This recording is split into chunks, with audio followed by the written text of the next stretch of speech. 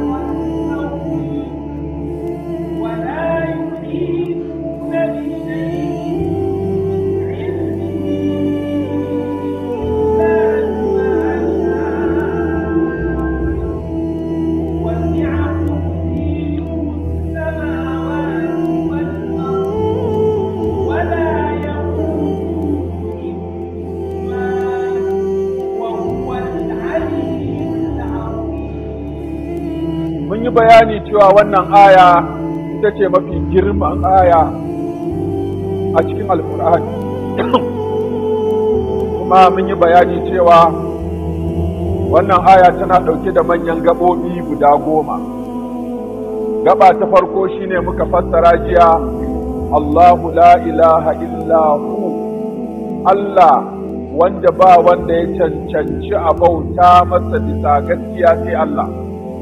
mun ce alila yana nufin alma'aluhu wanda ake bautawa, alma'abudu hubban wa ta'aziman wa khawfan wa raja'an, wanda ya cancanci a bauta masa dan ana son sa, dan ana girmama shi, dan ana kwaɗayin samun rahamarsa, dan ana tsoron gamuwa da azabarsa. shine Allah subhanahu wata'ala, domin shi yake da abin da za a so shi, shi yake da abin da za a girmama shi, kuma shi yake da abin da za a yi kwaɗayin samu, kuma shi yake da abin da ake tsoron gamuwa da shi na azabarsa.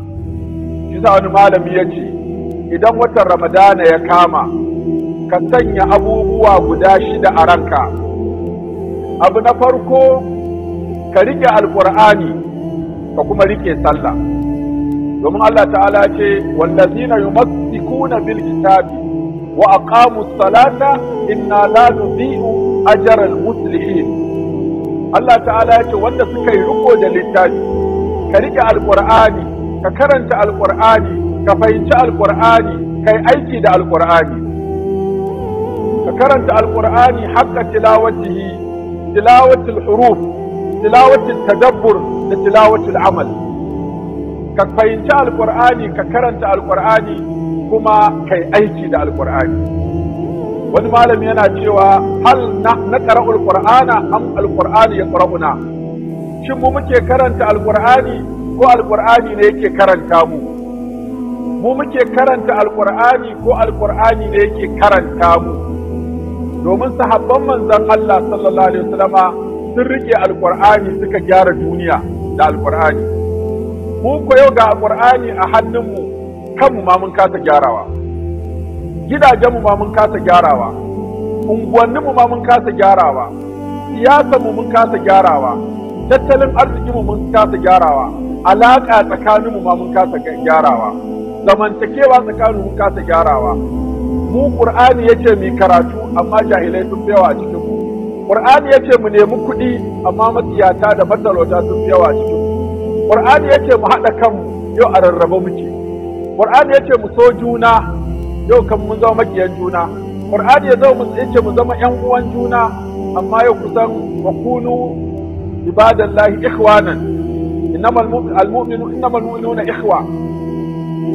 ya ayyuhallazina amanu ibadallahi ikhwana yadda abin da ya faɗa hadisi ya faɗa ko innamal mu'minuna ikhwatun fa aslihu bayna akhawaykum haka qur'ani yace mana wa atasimu bihablillahi jami'an wa la tafarraqu واذكروا نعمة الله عليكم إذ كنتم أعداء فألف بين قلوبكم فأصبحتم بنعمته إخوانا وكنتم على شفا حفرة من النار فأنقذكم منها. فالقرآن إن أركي شيء أن فهمتي شيء أن كرنتا شيء أن يأتي شيء za a samu ɗaukaka, za a samu girma, za a samu albarka, za a samu daraja, za a samu mutunci, za a samu ɗaukaka, tattalin arziki zai gyaru, siyasa za ta gyaru, zamantakewa zai gyaru, al'amari tsakanin jama'a zai gyaru. Wa qulu lin-nasi husna, hatta maganar da zaka faɗa wa mutane mai kyau sai da Qur'ani ya gaya maka. Yaqulu allati wa qul li ibadi yaqulu allati hiya ahsan.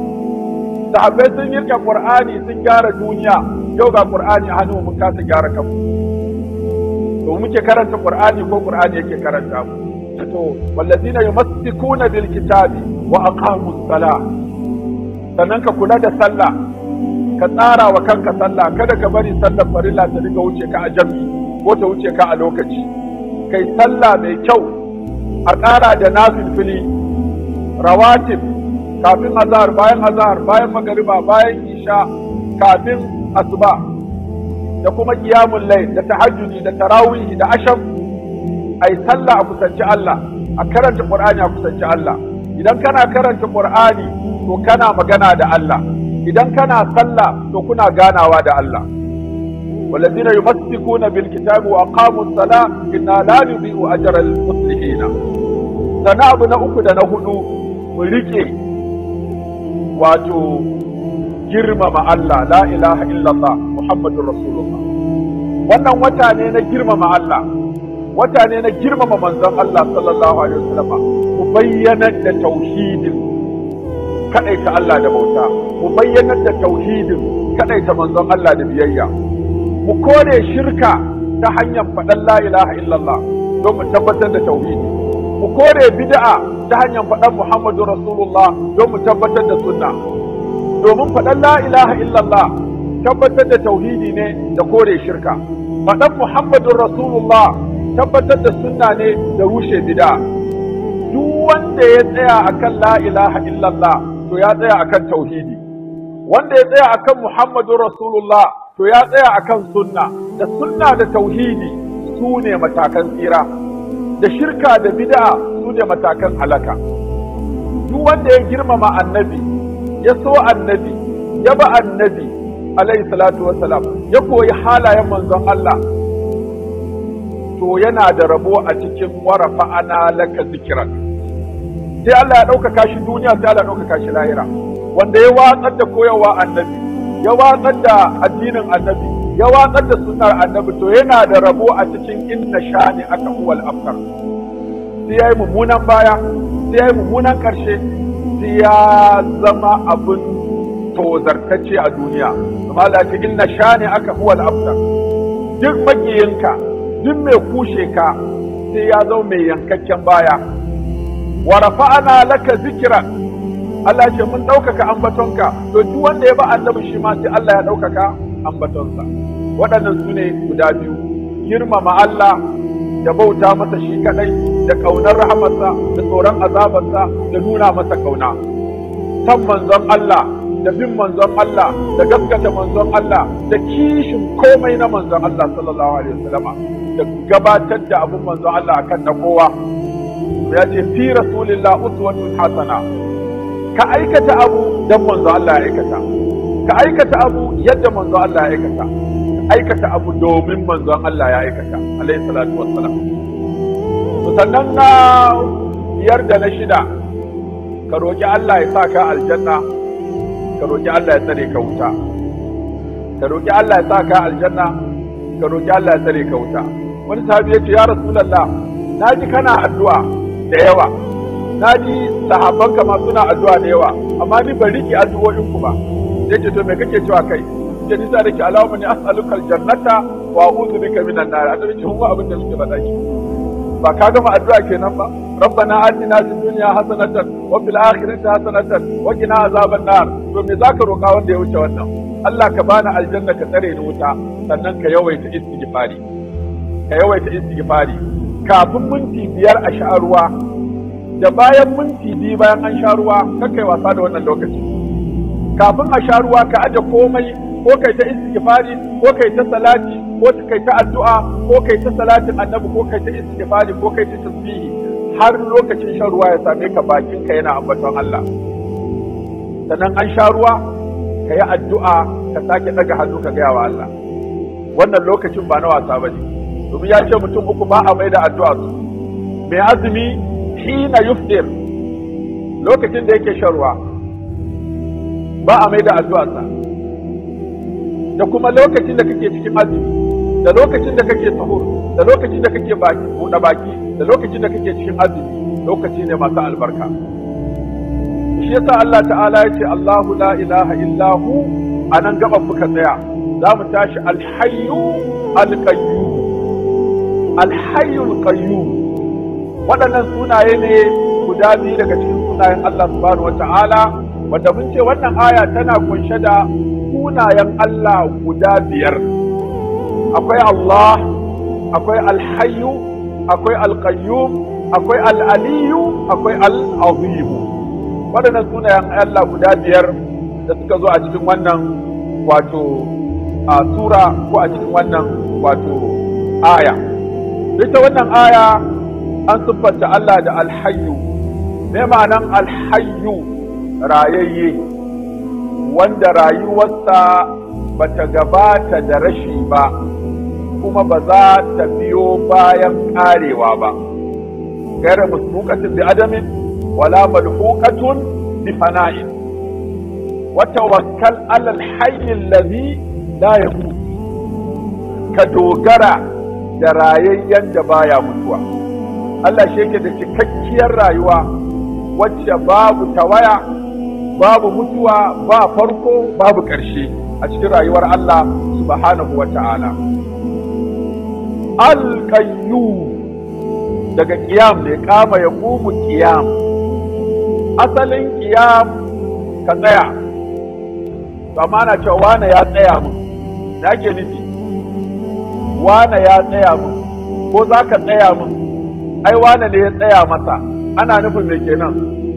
Shi ya ɗauki nauyinsa da kula da shi, da kare shi, da kiyaye shi, da wadata shi, da ba shi kariya, da shiga masa gaba. Shi za ki cewa wane shi ya tsaya masa. Sai Allah ya ce al-qayyum, ala wazani fa'ul.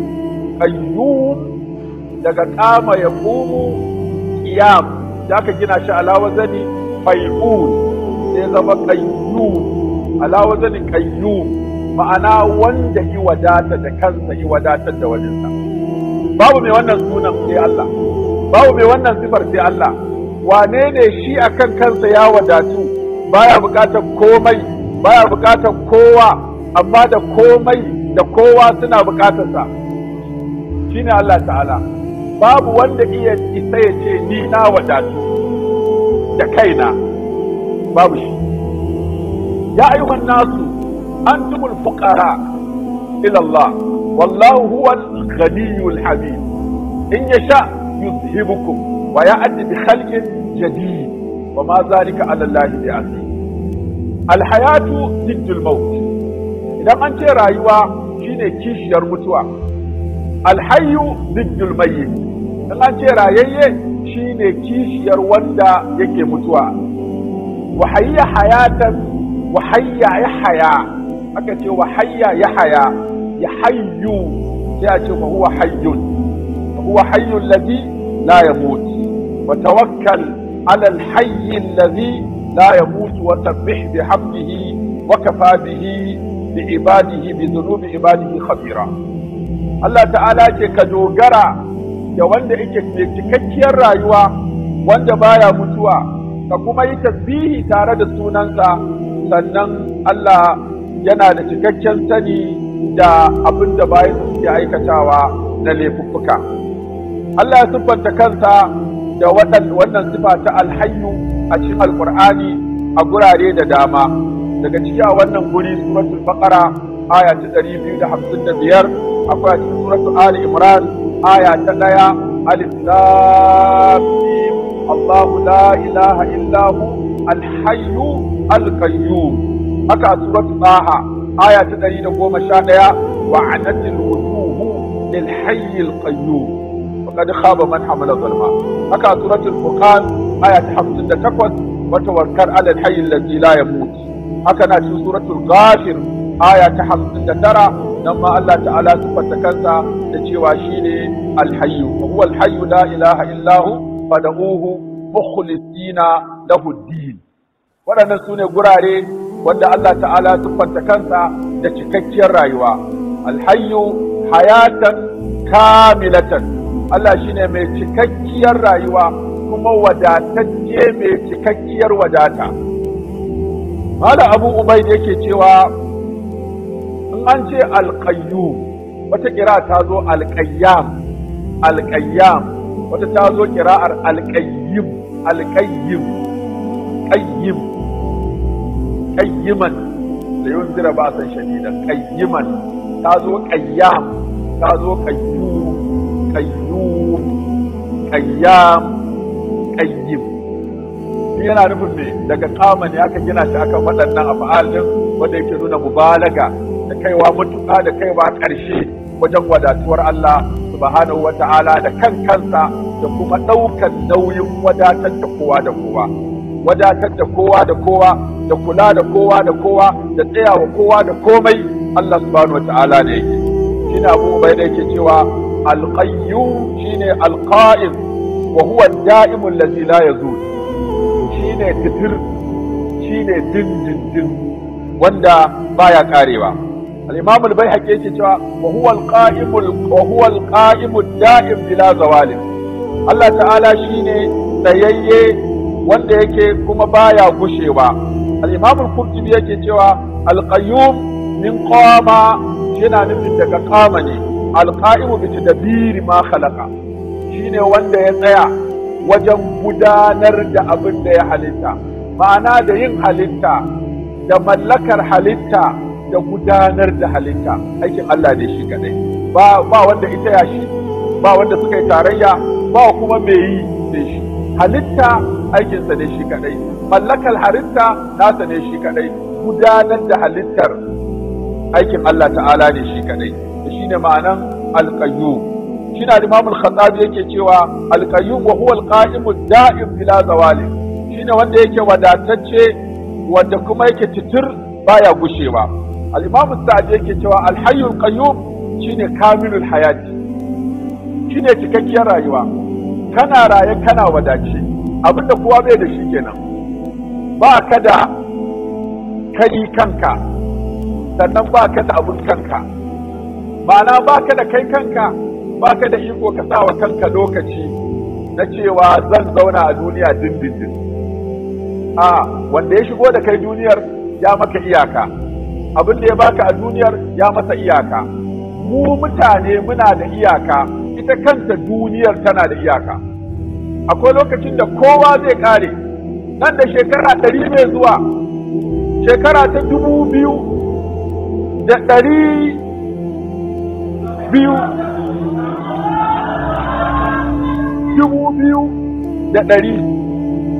kaɗan za ka samu a nan. Dan 2000 da nawa? To 2100 saura shekara nawa? 75. To kowa ya ɗora wa kansa 75 a shekarun da yake da shi yanzu. Nawa kenan? Wannan kai yaro shekara ka nawa? Tara. Don an ɗora maka 75 nawa kenan?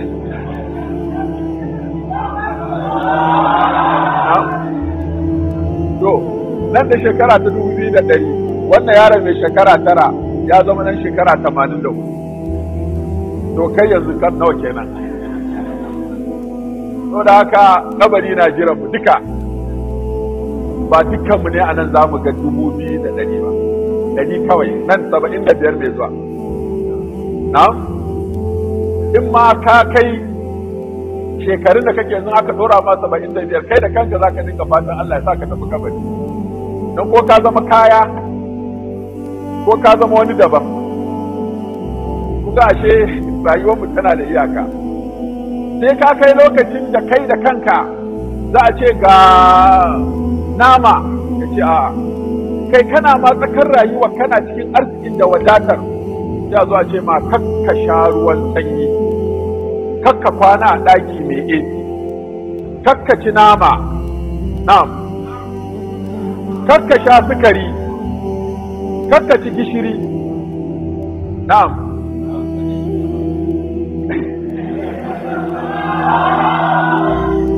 to me za ka ci gaci a haɗa ɗan zogale da ɗan lamfir da dinkin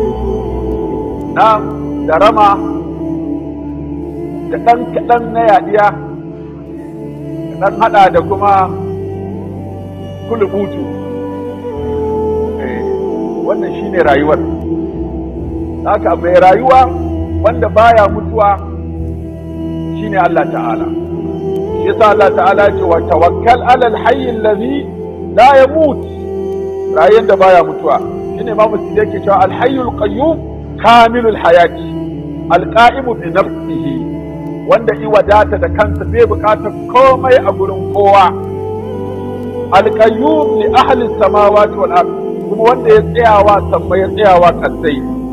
Al qa'im bi tadbirihim, kuma shi yake gudanar da su, wa arzaqihim, shi yake zo musu da arziki, wa jami'i ahwalihim, duk wani kai komansu da motsinsu yana cikin gudanarwa Allah. Fal hayyu al jami'u li sifati zat, shi hada sifofi na zati, shi sa ake kiransa rayayye. Sheikhul Islam yana cewa ai al hayyu ma shine yake nufin wato ismullahi al a'zam. Al hayyu shine ismullahi al a'zam, yace domin dukkan sifofi suna komawa ne zuwa ga mai rai. Ba rai ai ba kowace sifa kuma da za a siffanta wani da ita.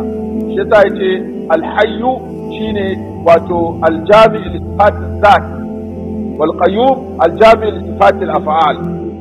Shine ibn kayyim yake wata Allah ta'ala yace haza wa min awsafihi al qayyum, yana da sifofin Allah al qayyum, wal qayyum fi awsafihi amrani. A siffanta Allah da al qayyum a cikin zatin sa kala biyu ne. ihdahuma al qayyum qama bi nafsihi wal kawn qama bihi, huma al amrani. Shine al qayyum wanda i wadatu da kansa, sannan kuma dukkan halittu suna da bukata a gurinsa, sun tsaya ne da shi wajen samar da su da mallakar su da gudanar da su. Fa awwal istighna'uhu an gairi, yace na farko an ce al qayyum wanda i wadatu da kansa, wal faqru min kullin ilayhi tsani, sannan komai da kowa yana bukatarsa, yana da bukata a gurinsa subhanahu wa ta'ala. Wal wasfu bil qayyumi zu sha'anin azim, yake siffanta Allah da cewa wadatacce, wadata cikakkiya ta kowace fuska, yace wannan al'amari ne mai girma. Haka za mawsufuhu aidan azimu shani, haka wanda aka siffanta shi da wannan din wato ya nuna shi ma mai girman sha'ani ne. Wal hayyu yatluhu, sannan kuma sai kara da rayayye, wadatacce rayayye, wadatacce rayayye. Fa awsaful kamali huma lil ufqi sama'iha qutbani, yace dukkan sifofin Allah ta'ala suna komawa ne ko sifatul zati ko sifatul fi'li. Sifatul zat tana komawa zuwa ga alhayyu, sifatul fi'l tana komawa zuwa ga alqayyum. fal hayyu wal qayyum lan tatakhallafa al awsaf asalan huma bi bayani, yace dukkan sifofin Allah suna komawa zuwa ga siffanta shi da alhayyu da siffanta shi da alqayyum. don haka haza nismani min asma'ihi ta'ala. Alhayyu alqayyum sunaye ne daga cikin sunayen Allah subhanahu wa ta'ala, wa huma jami'ani li kamalil awsafi. Waɗannan sunaye guda biyu sun tattaro siffofin Allah gaba ɗaya, li sifatil awsafi wal af'ali, da ayyukan Allah. Fa kamalul awsafi fi alhayyu, cikar rayuwa da cikar siffofi sun tabbata ga Allah da aka kira shi alhayyu. Wa kamalul af'al fi alqayyum, li'anna ma'anar hayy zul hayatil kamila, wanda yake da cikakkiyar rayuwa. Isa aka sa alhayyu. Al din nan yana nufin wato listigraf, al-mufidatu listigraf, tana nufin cikakkiya. Wala yazalu hayyan, ba zai gushe ba rayayye, shine mai cikakkiyar rayuwa subhanahu wa ta'ala. Shi ta in kace alhayyul qayyum, to ka zo da cikakken sunan Allah subhanahu wa ta'ala, kuma ka zo da abin da ake jingina wa Allah ta'ala na cika da kuma kamala ga Allah ta'ala. Akwai bambanci tsakanin alhayyu da kuma almuhyi. Alhayyu wannan sifa ce ta Allah shi akan kansa, almuhyi kuma mai ikon rayawa. Domin tashi a cikin babin ƙa'idodi na sifofin Allah, sai a ce alhayyu ismun min asma'illahi ta'ala, wal hayatu sifatun min sifatillahi ta'ala. Alhayyu ismun min asma'illahi ta'ala, wal hayatu sifatun min sifatillahi ta'ala. Haka kenan sunan ya haɗa abu biyu, al-ismu subutul ism wa subutul sifa, tabbatar da sunan Allah alhayyu da kuma tabbatar da sifar Allah alhayatu. Haka sai mu ce alhayyu ismullah wal hayatu sifatullah. Mun tabbatar da Allah sunan alhayyu, mun tabbatar da Allah sunan da sifar da wannan sunan ya zo da ita shine alhayatu. Haka kenan ana sifarta Allah da alhayatu, ana kiran Allah da suna alhayyu. Shi ku almuhyi, bambancinsa shine shi kuma sai mun tabbatar da abu. Na farko subutul ism lillah, mu ce al-muhyi ismun min asma'illah. Ihya sai mu ce sifatun min sifatillah ta'ala. Yuhyi wa yumitu sai mu ce asarul ism, subutu hukmiha wa muqtadaha. Sai mu tabbatar da cewa Allah shine mai rayawa, sunansa mai rayawa, kuma yana rayawa, kuma rayawa sifarsa ce. Rayawa sifar Allah ce. Haka in ka tashi tabbatar da wannan suna sai ka zo da ka'idoji guda uku. Na farko an ce al-muhyi, sai ka ce al-muhyi ismun min asma'illahi ta'ala, wal ihya'u sifatun min sifatillahi ta'ala. Yuhyi wa yumitu hukmuha wa muqtadaha wa atharuha. Wannan shine wato aikata kashewar da aikata rayawar. Ma'ana shi mai rayawa ne, sannan kuma rayawa din sifarsa ce, sannan kuma mu ba mun ga ya kashe, mun ga ya raya. Sani Ibrahim ce arini kaifa tuhyil mauta, nuna min yaya kake kashewa. Arini kaifa tuhyil mauta, rabbiyal ladhi yuhyi wa yumitu, wallahu yuhyi wa yumitu, rabbiyal ladhi yuhyi wa yumitu. الله لا إله إلا هو يحيي ويميت، ذلك بأن الله هو الحق وأنه يحيي الموتى. شيء راية متجي، الله لا إله إلا هو يحيي ويميت، ربكم ورب الله لا إله إلا هو يحيي ويميت، ربكم ورب آبائكم الأولين، ثم يحييكم ثم يميتكم ثم إليه ترجعون. أنا أكاري رايوة gaba ɗaya baka fahimci rayuwa ba, to ka karanta wannan aya. Wa huwa allazi ahyaakum thumma yumitukum thumma yuhyikum innal insana lakafur. Wani babban ma'aikacin gwamnati ne da ya gama aikin gwamnati ya ritaya, sai ya saka ɗansa a makaranta, ya gama secondary school, ya samu result mai kyau, yana so ya je ya sami ya zana jam domin ta ba shi dama ya shiga jami'a ya ci gaba da karatu. Sai baban ya kira ɗan su yi hira, sai ce ya kai ɗana yanzu me burinka?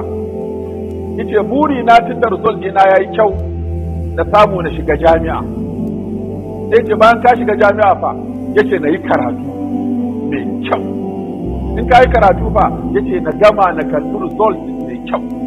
Ka gama fa yace na tafi na yi bautan ƙasa shekara guda.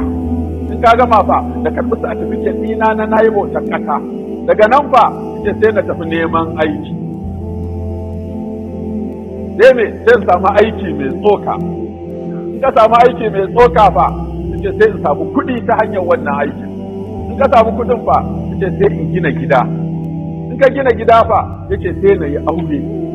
In kai aure fa, yake sai na haihu. In ka haihu fa, yake ni ma sai na ritaya. Idan ka yi ritaya fa, sai ya shiru ce sai ka mutu, sai ka je gaban Allah sai ya maka hisabi shi da ƙarshen rayuwa. To a cikin lissafin ba ma saka waɗannan biyu. Thumma yumitukum, thumma yuhyikum, thumma ilaihi turja'una. Kai ritaya ka ƙara magana, ka gare a duniya a gara makalla, amma saura kuma ka mutu sai ka tashi gaban Allah sai ya tambaye ka abin da ya sa ka kayi ko ba kai ba. Wannan shine a takaice rayuwa, a gurguje rayuwa, a dunkule rayuwa. Isa Allah ta'ala sifata kansa cewa Allahu allazi khalaqakum thumma razaqakum thumma yumitukum thumma yuhyikum thumma ilayhi turja'un. Yasa mutum ya tashi a ce rabbana amattana sanatayn wa ahyaytana sanatayn fa atarafna bi dhunubina fa hal ila khurujin min sabil. Kayfa takfuruna billahi wa kuntum amwatan fa ahyaakum thumma yumitukum thumma yuhyikum thumma ilayhi turja'un. Yaya kuke butulcewa Allah bayan da kun kasance matattu sai Allah ta'ala ya raya ku, sannan ya sake kashe ku, ya sake raya ku. Asma'uhu awsaqu madahin kulluha.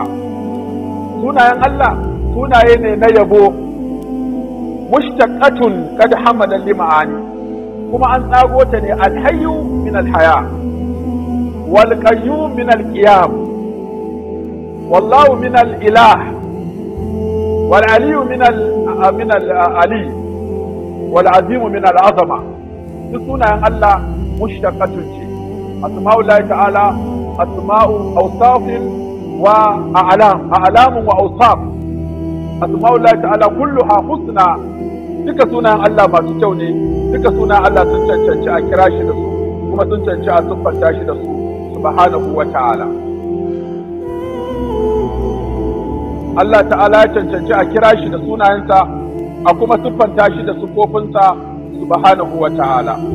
Shine Allah ta'ala yake siffanta kansa da wannan, yake cewa wa huwa al-hayyu alladhi la yamut. Shine Imam Sayyidi yake cewa al-hayyu al-jami' li sifati dhat al-qayyum al-jami' li sifati al-af'al. Shine Ibn Kayyim yake cewa hadha wa min awsafihi al-qayyum. Wato waɗannan sunaye guda biyu akwai ta magana da Sheikhul Islam ya faɗa. Yace idan ka tashi da asuba, kafin kai sallah asuba, sai kai sallah kamar kai shafi'i da wuce, ka zauna kai istighfari, to kai ta maimaita waɗannan sunaye har a kira sallah asuba. Ya hayyu ya qayyum bi rahmatika astaghfir.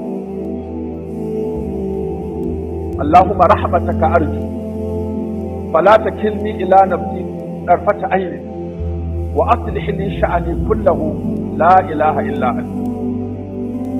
Yace zaka ga abin mamaki a rayuwarka dan kana wa Allah magiya, kana wa Allah kirari, kana roƙon Allah, kana tawassali, kana fadanci, kana kamun kafa da waɗannan sunaye guda biyu, zaka ga abin mamaki a rayuwarka. Shi yasa wasu malamai suka yi amfani da wata ruwaya wacce ta zo cewa sunayen Allah mafi girma suna gurare uku a cikin Alƙur'ani. Sai aka ayyana suratul Baqara aya ta 255, aka ayyana suratul Ali Imran aya ta 1, aka ayyana suratul Naha aya ta 111 111. Ta waɗannan gurare an haɗa suna biyu, an kira su ne asma'ullahi husna ko su ne ismullahi al'azam. Ismullahi al'azam, ta ismullahi al'azam wasu ce suna ɗaya ne, wasu ce suna uku ne, wasu ce suna biyar ne, wasu ce suna shida ne, wasu ce a'a kai wannan sunan boyayye ne a cikin sunayen Allah ba amma san wanne ne ba. Wasu ka ce a'a wannan suna na Allah ta'ala al-ismul azam shine al-hayyu. Wasu ka ce a'a ismullahi al'azam shine Allah. wasu ka ce ismullahi al'azam shine al-qayyum ko al-hayyul qayyum ka hada ce za mu ga cewa in muka duba waɗannan gurare guda uku za mu ga an rakkaba waɗannan sunaye na Allah guda biyu. Shi al-qayyum bai zo shi kadai an siffanta Allah da shi ba, sai aka hada shi da al-hayyu. Shi ko al-hayyu ya zo shi kadai an siffanta Allah da shi, game da muka karanta waɗancan ayoyi, wa tawakkal ala al-hayy allazi la yamut, da kuma huwa al-hayyu la ilaha illa hu fad'uhu mukhlisina lahu ad-din. Haka an siffanta Allah ta'ala anan da al-hayyu al-hayat al-kamila. Sannan al-hayyu al-qayyum, Allahu la ilaha illa hu al-hayyu al-qayyum.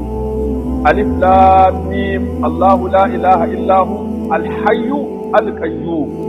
وعنت الوجوه للحي القيوم وقد خاب من حمل ظلما. suka ce waɗannan sunayen Allah, to mutum yana da bukata, yana da damuwa, ka dinga halarto da ma'anar sunan, ba wai kawai ka ta jin sunan ba, me kake nufi da alhayyu, da kake nufi da alqayyum. Ya Allah, na san kai ne rayayye mai cikakkiyar rayuwa, wanda rayuwarka ba ta da farko ba ta da ƙarshe. Ni ko rayuwata tana da farko tana da ƙarshe. Ya Allah, na san kai ne wadatacce, wanda ka wadata da kanka kuma kake wadatar da kowa, da arziki da wadata a hannun gaske. Kai kake ba da ilimi, kai kake ba da mulki, kai kake ba da kuɗi, kai kake ba da daraja, kai kake ba da kima, kai kake ɗaukaka mutum ba da kaskanta shi, kai kake kaskanta mutum ba da girmama shi. In ka kalli wannan aya da ta zo da abubuwa guda 11 da aka jingina ma Allah, ba mai yin wannan abin sai Allah. To in kana halarto da alhayyul qayyum, ka dinga fassara shi da waccan ayar. Wace aya ce? Ayoyin nan guda biyu na suratu Ali Imran. Qul Allahumma, me ma'anan Allahumma? Ya Allah. Laraba mafi yawa za su kira sunan Allah Allahu, ba sa sa ya'ul bidaya a farko, to sai a dunkule wata mimun ai mata shadda sai ta zama a bakacin ya'ul nida. To ko ba a san ya'ul nida din ta gabaci sunan Allah, sai a jinkirta ta dan sunan Allah ya gabata a samu albarkacin farawa da shi. In ka ce Allahumma, ma'anarsa ya Allah. Sai ka ce malikal mulki, shine matakin farko. Malikal mulki, ashe duk wani mai mulki ara masa akai, duk wani mai mulki yadda ma aka bashi yan tsukun nan, ko dai zuwa ƙarshen tenuwarsa ko zuwa ƙarshen rayuwarsa. Idan mulkin ka bai da tenuwa, ai rayuwarka tana da tenuwa, ko yawwa, ko ƙarshen mulkin ka tenuwarka ko ƙarshen rayuwarka, dole dai zaka tafi ka ban mulkin. Fir'auna da ya takama ya ce alaysa li mulku misra, yau ina fir'auna, ina misra? Misra na nan, fir'auna baya nan, saboda ya ce shi ne mai mulkin misra. Allah ya ce a ina ha, misra dai ai tana nan, amma kai kam zaka tafi. Din yana gaban Allah ya karɓi hisabin sa. Saboda haka malikal mulki, qul Allahumma malikal mulki, sai ta me tu'til mulka man tasha. Kana ba da mulki ga wanda ka ga dama. Anan ana kuskure sai a ce Allah yana ba da mulki ga wanda yake so. Ana kuskuren fassara mashi'a da mahabba. Ita mashi'a ganin dama ce, mahabba kuma ita ce soyayya. Sai dai ka ce kana ba da mulki ga wanda ka ga dama, to tunda ganin dama ne zai iya ba kafiri, zai iya ba musulmi, zai iya ba fasiki, zai iya ba fajiri, zai iya baka mulki ya zama dalilin tsiranka, zai iya baka mulki ya zama dalilin halakarka, zai iya baka mulki kai adalci, zai iya baka mulki kai zalunci, zai iya baka mulki na a san da ya ga dama kuma ya karbe a san da ya ga dama. Saboda zai ce Allah yana bada mulki ga wanda yake so, yana kwace mulki ga wanda yake so, in yana son ka zai kwace ma mulki. So da haka yana bada mulki ga wanda ya ga dama, yana kwace mulki ga wanda ya ga dama. Saboda haka sai zama kowa ma zai samu kenan. Ashe mulki akan kansa ba shine darajar ba, abinda aka yi da mulki shine daraja. Ilimi akan kansa ba shine daraja ba, me aka yi da ilimin shi ke jawo daraja. Kuɗi akan kansu ba su ne daraja ba, me kai da kuɗin su ke jawo daraja. So mutum zai iya samun kuɗi, kuɗin su halaka shi, zai iya samun ilimi, ilimin ya halaka shi, zai iya samun mulki, mulkin ya halaka shi, haka zai iya samun mulki, mulkin ya zama dalilin tsiransa. zai iya samun kuɗi, kuɗin ya zama dalilin tsiransa, zai iya samun ilimi, ilimin ya zama dalilin tsiransa. Saboda akwai kuɗi mai amfani, akwai mulki mai amfani, akwai kuma ilimi mai amfani. Haka akwai kuɗi mara amfani, akwai mulki mara amfani, akwai kuma ilimi mara amfani. A'udhu bika min ilmin la yanfa.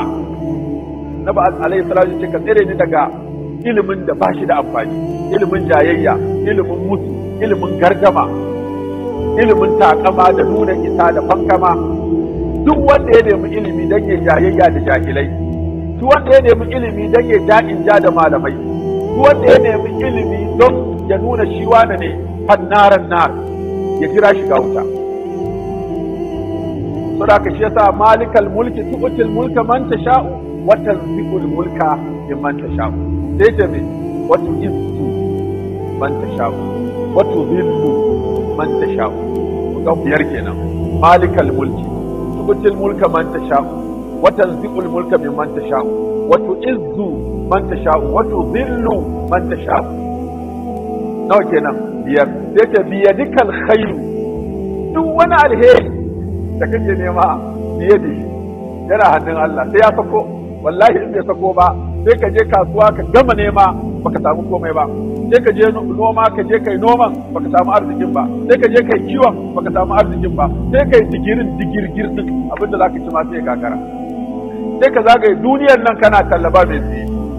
Saboda biyadikal khairu, a zo wanda alheri yake hannunsa a nema a wurin. Sai ta me sifa ta bakwai, innaka ala kulli shay'in qadir. Domin komai da komai suna ƙarƙashin ikonka. Tulijul laila fin nahari wa tulijul nahara fil laili wa tukhrijul hayya min al mayyit wa tukhrijul mayyita min al hayy wa tarzuqu man tasha'u. Bimaza bi ghairi hisab.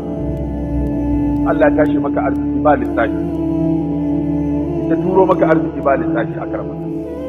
Saboda haka a nemi arziki a gurin Allah. Shi yasa wannan suna yake da kyau mutum ya haddace shi, ya rike shi, ya san ma'anarsa, ya san fassararsa, ya kuma sa shi cikin addu'o'insa, ya duka tawassali da shi. Ya hayyu ya qayyum bi rahmatika astaghith. Me ma'anar bi rahmatika astaghith? Ina neman fadanci, ina tawassali, ina kamun kafa, ina neman shiga, ina maka kirari bi rahmatika. Na yi tawassali da rahamarka. Wanda ya tawassali da rahama Allah, ya kamun kafa da Allah ya masa abu dan rahamarsa, ma'ana ya yi tawassali bi sifa min sifatillah, ya kira suna daga cikin sunayen Allah, kuma ya yi tawassali bi sifatin min sifatillah, bi sifatin min sifatillah. Kaga an samu abin da ake kira tawassali bi asma'illahi ta'ala wa sifatihi. A cikin ya hayyu ya qayyum bi rahmatika astaghith, kai tawassali, sannan ka fadi me kake nema. Bi rahmatika astaghith, ina neman agaji, ina neman kulawa, ina neman tsayawarka. Bi rahmatika, kai mun wannan dan rahamarka, ba dan na isa ba. Kisa da aljanna, da arziki, da wadata, da imani, da jin daɗi, da lafiya, duk karkashin me ake samu? Karkashin rahmar Allah. Za ka ce bi rahmatika astaghith, tastaghithuna rabbakum fastajaba lakum. Lokacin da kuka nemi agaji, kuka nemi taimako, kuka nemi tsayawar Allah, sai Allah ya amsa muku, ya tsaya muku. To za ka sanya wannan addu'a cikin addu'o'inka na dare, ka dinga tawassali da ya hayyu ya qayyum bi rahmatika astaghith, ya hayyu ya qayyum bi rahmatika astaghith. Allahumma rahmataka arju fala tukilni ila nafsi tarfata aynin wa aslih li sha'ani kullahu la ilaha illa anta, la ilaha illa anta subhanaka inni kuntu minadh zalimin. Du'a wato abin nan annabi Yunus, ita ma tana cikin wato wadanda aka siffanta sunan Allah subhanahu wata'ala da shi. Shi yasa Allah ta'ala siffanta kansa da wato cewa alhayyu alqayyum, sai ce la ta'khudhuhu sinatun wala nawm. Wannan cika ce, kamar cikon bayani ne na waɗannan sunayen. To tunda Allah rayayye ne mai cikakkiyar rayuwa, a inda za a gane kai baka da cikakkiyar rayuwa shine kai bacci. Yace la ta'khudhuhu sinatun wala nawm. Bacci da an gaje. Gyangyaɗi ko? Gyangyaɗi ake cewa ko an gaje? Gyangyaɗi ko an gaje?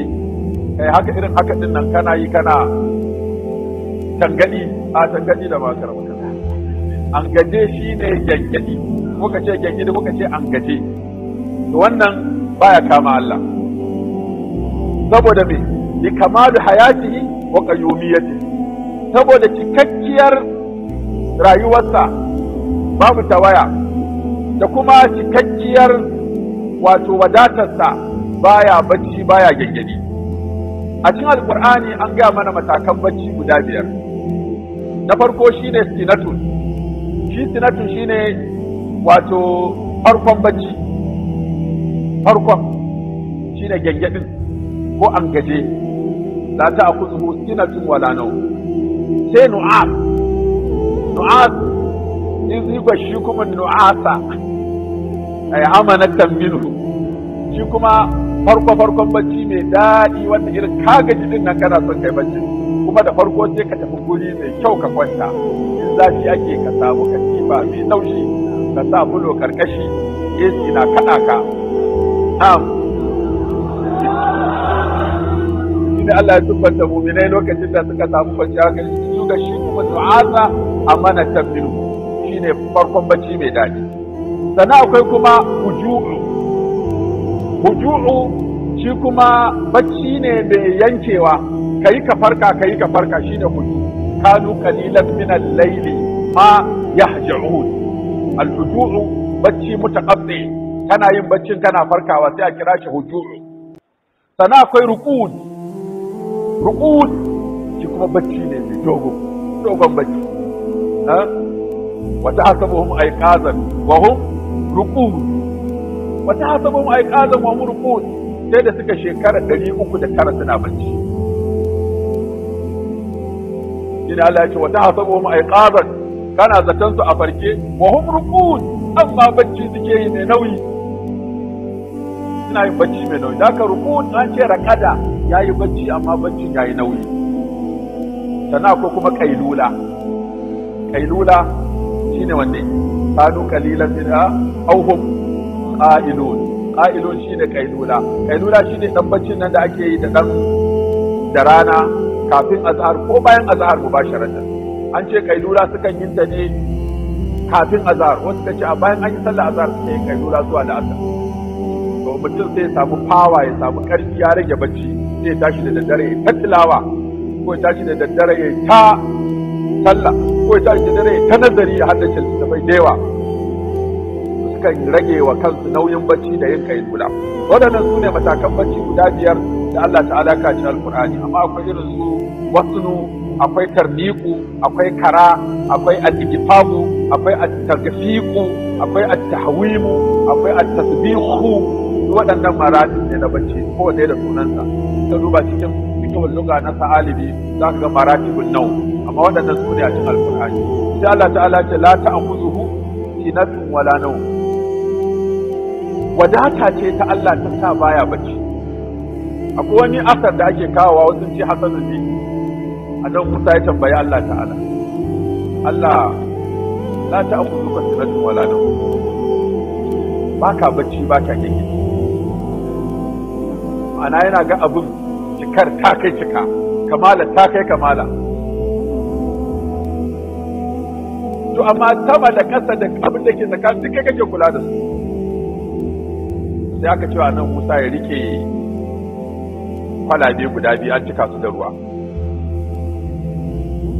Ya rike kwalabe guda 2 ya tsaya cak. Ba ka tsaya kafa ka bari kwalaban nan su faɗi. Can sai bacci. Ya addu'a sai saki kwalaban.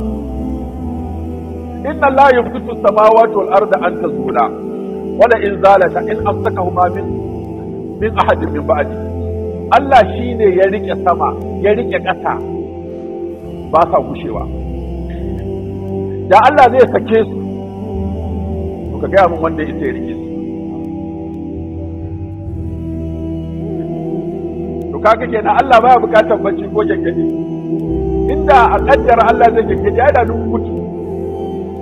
kenan akwai wani lokaci da zaka buƙaci Allah babu shi saboda me yayi bacci, ko ka buƙaci Allah babu shi yana gangadi, don yana gangadi waɗannan halittun da duk da shi muka dogara, shi yake ci da mu, shi yake sha da mu, shi yake kashewa, shi yake rayawa, shi yake bayarwa, shi yake hanawa, shi yake ɗaukakawa, shi yake kaskanta. Duk da ake kuka ya sani, duk da ake dariya ya sani, duk wani tsayayye ya san da tsayuwarsa, duk wani zaunanne ya san da zaunannensa, duk mai tafiya ya san mai dawowa ya san da dawowarsa, duk kifin da ke cikin ruwa duk gabaki ɗaya shi yake ci da su, duk ƙwarin da ke cikin ƙasa da na tudu da wanda ake gani da ido da wanda ba a gani da ido duk a kashi su suke ci.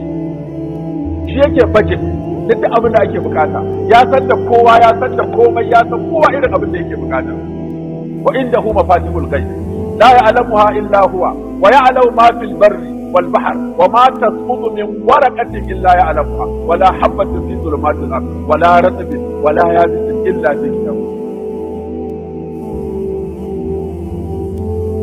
To kaga ai dole a sifanta Allah da cika da wadata da ita subhanahu wa ta'ala. Don haka ne la ta'khudhuhu sinatun wa la nawm, bacci baya riska Allah, baya fiya kace la ta'khudhu, ma'ana ita sinatun din ce ba ta zuwa saboda bata isa ta zo ba. Akwai kai bacci, akwai bacci yayi ka. To shi Allah ta'ala baya bacci, sanan bacci baya yin Allah. Shi sa aka ce sinatun na shine fa'il, la ta'khudhu, la harfu nafyin, ta'khudhu فعل مضارع مرفوع بالضمة لتجرده من النواسب والجوازم. وإن الضمير متصل مبني على الضم في محل نصب مفعول به. سنة فاعل مرفوع. سنة بچي إذا أكنت لا تأخذ، لا يأخذها ولا تأخذ. shi baya bacci baya yin subhanahu wata'ala. Sannan wala naumu, wato la ta'khudhuhu naumun kenan. Haka bacci ba ta kama shi ko baya kama bacci, ba bacci domin bacci alama ce ta tawaya, alama ce ta gajiya, alama ce ta kasawa, alama ce ta baka isa ba, don ka isa ka hana kanka bacci ko ka ce ka daina bacci. na'am, shi yasa la ta'khudhuhu sinatun wala nawm. Me yasa bacci baya kama Allah, gaggadi baya kama Allah, sai kuma baka ce li kamalu hayatihi wa kamali qayyumiyyati. Saboda me yasa bacci baya kama Allah, ta baya abin nan gaggadi baya kama Allah saboda cikar rayuwarsa. Cikakkiyar rayuwa ba ta bukatar bacci, cikakkiyar wadatuwa ba ta bukatar gaggadi subhanahu wa ta'ala. Abinda muka faɗa daidai Allah ya ba mu lada, inda muka ci tufan harshe ko muka yi kuskure Allah ya yafe mana. Nan ba a sauri, dan ba za mu zo mafi girman aya ku ce ta da gudu ba. Dan to ina za ku? Ko kuna sa ruga da gudu? Daga TikTok, malam don Allah wanda tsananin wahala ta sa har ya karya azuminsa, yaya zai yi? Tsananin wahala, ba wahala ba, tsananin wahala. Ita tsananin wahala shine malamai suka yi mata fassara guda uku. Tsananin wahala shine abin da zai haifar maka da ciwo. Tsananin wahala shine abin da zai sa kana ciwon ya ƙara girma. Tsananin wahala shine kana cikin ciwo, wannan wahalar ta sa ciwon ya ki warkewa ko ya samu jinkirin warkewa. Duk aka samu ɗaya daga cikin ukun nan to kawai a sauke azumi, domin Allah bai tsora maka azumi dan ya kashe ka ba. Da ila allakum tattaquna ba la allakum tamutuna ba, da allakum tattaquna dan ku samu takawa. Amma samun wahala matsakaiciya, dama Allah ya san za a sha wahala matsakaiciya. Shi yasa yace ka a ci ka a sha ka kuma a je ma iyali.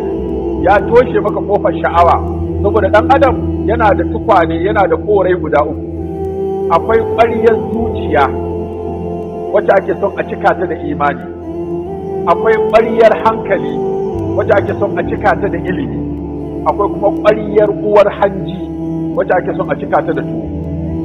To sai Allah ta'ala ya rage maka ƙwaryar tuwon domin ka samu damar cika ƙwaryar hankalinka da kuma ƙwaryar zuciyarka. So da kama wata tarbiyya ake maka cewa Allah nan da kai imani da shi ka yadda da shi, to bari ya gwada imanin nan naka.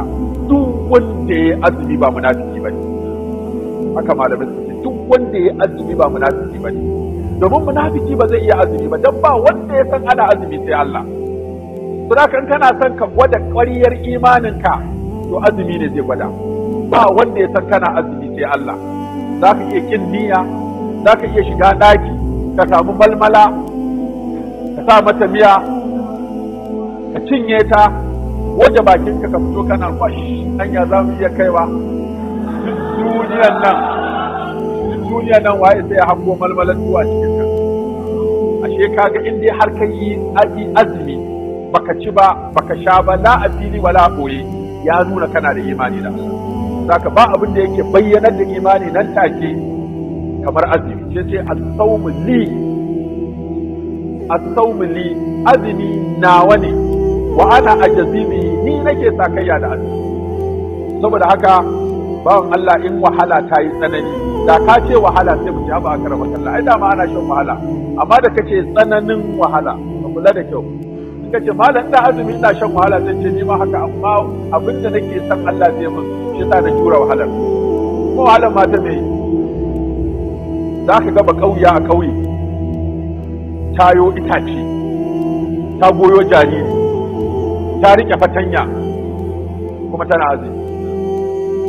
Za ka tarar da mutum yana dako, ya ɗauro kaya a kansa, wani yana tallan turmi, ya to turmi ya ɗora turmi ƙarami a kan babba, kuma ya rike taɓari a hannunsa, kuma ya shiga unguwa yana sai turmi da taɓarya, ya wuni kuma azumi yake. Za ga mutum yana dako, yana ɗaukan shinkafa 50 kg guda biyu, ya je ya sauke kuma azumi yake. Sai kana cikin inuwa suka ce baka azumi. Wahala kaɗai ba ta sa ake yin azumi, sai tsananin wahala. Malam, ina neman shawararka da addu'a arka. Ina da tsohon ciki, mijina ya ƙara aure, sai ya daina zuwa gidana. In na yi waya zai ce in yi masa uzuri, zai zo kuma ya ƙi zuwa. Ko malam, a wani mataki ne ya halasta in nemi shika? Haba baiwa Allah, abin ya miki yawa. Mijinki ya yi amarya, ke kina da tsohon ciki, kuma baya zuwa, da kike son kuma ya daina zuwa har abada. Me dan zai sa daina zuwa har abada in kuka rabu? So abinda zaki haƙuri zaki, maza iri-iri ne, akwai namiji mai zumuɗi, in yi amarya da uwar gidan nan gani yake da ɗan yi haƙuri. Ke sa wata uwar gidan mai kimiyyar zaman aure, in ta ga mijinta mai zumuɗi ne, in yi aure ta cike na baka wata uku. Wallahi kafin wata uku zaki ga ya dawo, saboda ita ba amaryar dama mai zaruru gane, mai yayi ne. In ya gama yayinsa da gudu zaki ga ya dawo. Amma in kika tinkare shi a wannan lokacin, to za a yi bari. Haka shawarar da zan baki, kada ki ce ita ke ki, kada ki ce iso, kyale shi da Allah, ki yafe masa kuma ki bashi lokaci. In ya gama zumuɗinsa, ya gama yayinsa, ya gama amarcinsa, kina zaune za ki ga ya yi sallama. Wani irin mazan kenan, in ba a yi musu hakan ba rigima za ka ce to ai malam an zalunce to dama ai ba za ka hana a zalunce ka ba, sai idan an zalunce kan Allah zai saka maka. To wani shi yanzu idan sa arbe yake, idan kika ce sai ya zo, yana ganin sabo ful anan, tsoho tukum anan, aba baban ba kowa ne yake da imanin da zai ga cewa wannan matar mun zauna da ita ma da haka take, ita ma da budurwar ce, ita ma da sabuwar ce. Kuma wannan zumuɗin ba fa sai aure ba, wani ko sabuwar riga ya tsohuwar zai ga yaki wanke ta. Wani ya yi sabon takalmi zai ga tsohon a juji, ko in ya yi sabuwar hula wancan din a daina kai ta gurin wanki. Wani ya yi sabon ɗinki to waɗancan tsofaffin da su za a dinga ta da kai. Haka ɗabi'a ɗan adam take da sabo da su. To da ka ki ba shi lokaci ki kyale shi, kake ce ya sake ki. In ya sake ki yanzu to asara uku kika yi. Na farko batun ya dawo babu tunda ya sake ki, kin ba shi dukan lokacin ga amarya. Na biyu ga ki da ciki kina bukatar tausayawa. na uku kuma wataƙila ce ki fita daga gidansa ba kawo amaryar nan kin ga baki da bukatar waɗannan duka da ai maka babban zalunci ƙara ɗan yi maka ɗan ƙarami.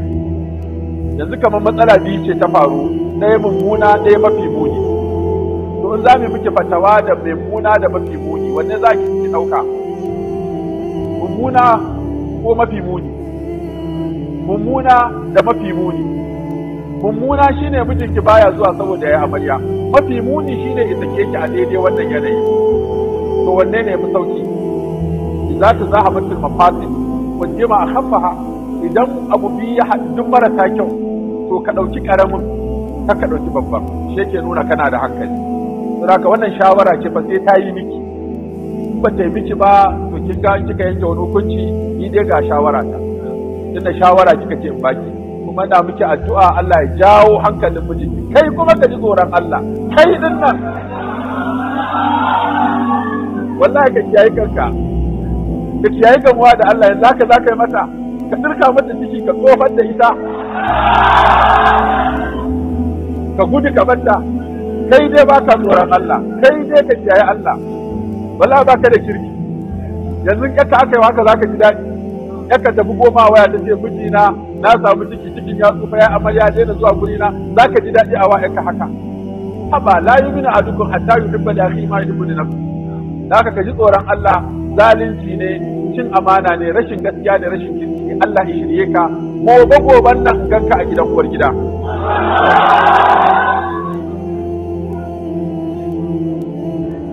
Wanda ya ce malai na hukunci mutumin da ya yi rauni da jini ya zuba daga cikin su, to me ba shi ne sabai ba ana yaki suna azumi ba, kai balle naka raunin ma wani abu ne bige ka. Badar a cikin azumi ya kai shi,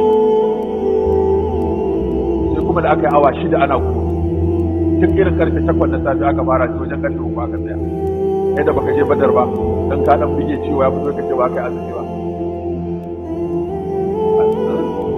allazi yastabu la min ba'da ma asabahum al-qarh, bayan sun ji rauni sun yi miki, Allah ya ce ku fito da miki, suka ƙara fitowa da miki a lokacin yakin Uhud. So da haka jin rauni jini ya fita baya karya azumi, ka ci gaba da azumin ka. Wannan me? Okay, wannan gidajen rediyo ne da suke saka tafsiri, akwai GMT TV Gombe suna saka karfe 9 zuwa 10 na yamma, akwai Tambari TV da suna sa karfe 4 zuwa 5, akwai Progress Radio suna sa karfe 1 zuwa 2, akwai Amana Radio suna sawa karfe 10 zuwa 11, akwai Freedom Radio su kuma suna sawa karfe 2 zuwa 3, akwai Arewa Radio su kuma suna sawa karfe 9 na dare zuwa 10, akwai kuma wasu rediyon suna nan da ɗaruruwa da wasu a social media muke gani. Mun ba da dama dai kowa ya saka, duk wanda yake sha'awa ya saka karatu ya saka, shi yasa wasu kotun tuba ma ba sa yi sai mutum sun saka. Da kuma haka ake so a yada ilimi. Allah ya ba mu sa'a gaba ɗaya mu, da wanda suke sakawa da wanda suka ɗauki nauyin, da wanda mu sani da wanda mu sani ba, duk Allah ya saka musu da alheri. Allah ya ba mu ikon tsayawa kan gaskiya. Akwai kuɗi 500,000 da Alhaji Danjuma Goje ya ce a saka a cikin asusun marayu. Akwai 5,000 daga Hajiya Talatu ta ce Allah biya mata bukatunta. Akwai Alhaji Anas Lubel ne wani kone ya kawo shinkafa buhu 3 50 kg, shuga buhu 3 50 kg a ba marayu. Akwai 2,500 daga wani bawan Allah shi ma ya ce a saka asusun marayu. Wanda ya ce ni ina zaune a Azare, duk dare sai jinnu sun buge, ai ka samu maganin jinnu daga yau, ka ja musu ya hayyu ya qayyum bi rahmatika astaghfir. Ba za ka sake faɗa aljani ya dame ka ba karma, kai ta jan wannan zikirin kaga abin mamaki. Ka sake bugo mana kuma nan da kwana 7 in kai wannan zikirin da yawa, ka sake bugo mana kaga canjin da ka samu. An kama mijina saboda satar da aka yi a motar shi, Allah fitar da shi. An kama mijina saboda satar da aka yi. Ok, direban tirela ne. To ba kuma yayin an bincika za ga waye mai gaskiya. Na yanzu ba a saurin cewa wanda ne mai gaskiya, wallahi ya ji wani. Ina neman canjin aiki, to Allah ya canza maka wanda ya fa alheri. shi kaga wannan ma aikin gare shi alheri. Ina neman jari to Allah ya bada jari mai albarka, sauran bukatu na alheri. Allahumma nas'aluka al-huda wat-tuqa wal-afafa wal-ghina. Allahumma nas'aluka min al-khair kullihi ajilihi wa ajilihi ma 'alimna minhu wa ma lam na'lam, wa na'udhu bika min ash-sharri kullihi ajilihi wa ajilihi ما علمنا منه ولم نعلم، ونسألك الجنة وما قرب إليها من قول وعمل، ونعوذ بك من النار وما قرب إليها من قول وعمل، ونسألك من كل خير سألك منه محمد صلى الله عليه وسلم وعبادك الصالحون، ونعوذ بك من كل شر استعاذك منه محمد صلى الله عليه وسلم وعبادك الصالحون، وما قضيت لنا من قضاء فاجعل عاقبته رشدا. ربنا آمنا بما أنزلت واتبعنا الرسول فكنا مع الشاهدين. يا حي يا قيوم برحمتك نستغيث، أصلح لنا شأننا كله ولا تكلنا إلى أنفسنا طرفة عين. ربنا لا تزغ قلوبنا بعد إذ هديتنا وهب لنا من لدنك رحمة إنك أنت الوهاب. سبحانك اللهم وبحمدك نشهد أن لا إله إلا أنت نستغفرك.